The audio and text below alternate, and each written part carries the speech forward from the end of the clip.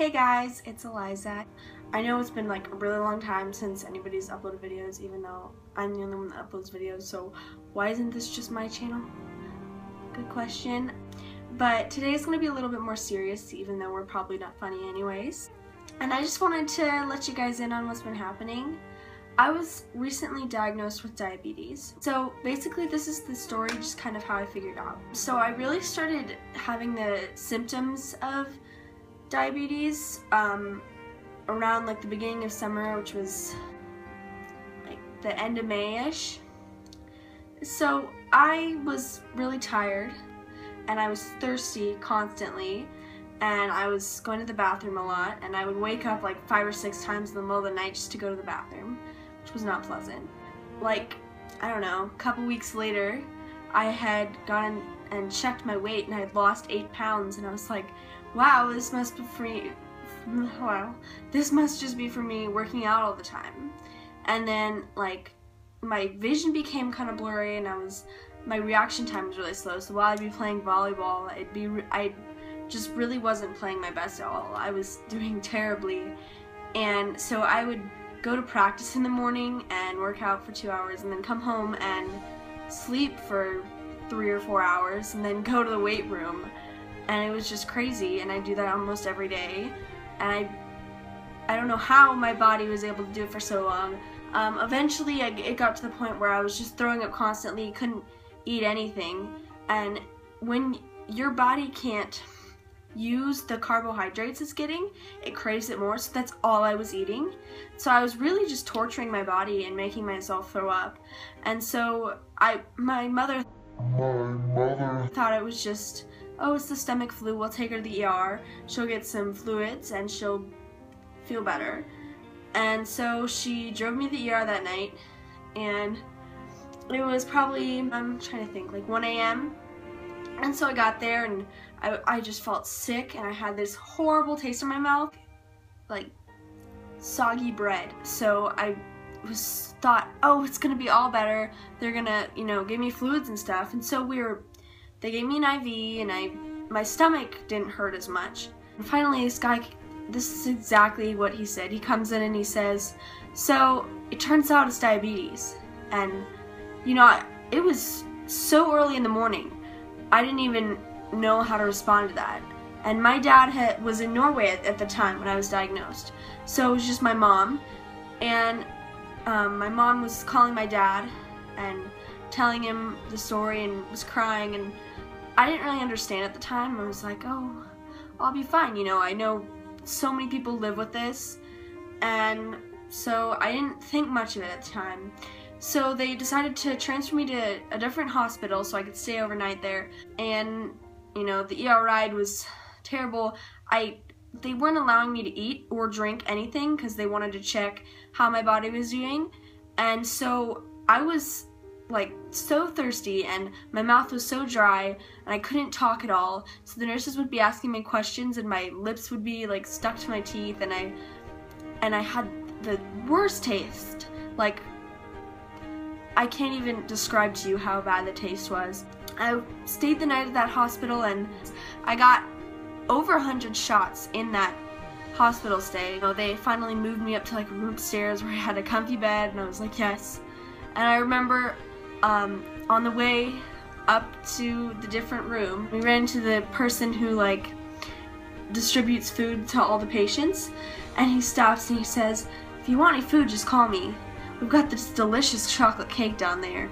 And that's the moment when I really realized, like, this sucks. Like, this really sucks. But at the time, it was like the worst thing ever, because if anybody knows me, I love food, and I will not stop eating. So I was really depressed, and my blood sugars were in the 400s. And I was so tired at that time because I had gotten hardly any sleep the night before. I remember I was so relieved that night because I hadn't slept that well in so long. I didn't have to get up to go to the bathroom, and I could just, like, my body was finally getting its energy. And in the morning I woke up and I felt, my body was still really fatigued, but I felt really good. And I got up and I took a shower, and you know, the taste was out of my mouth.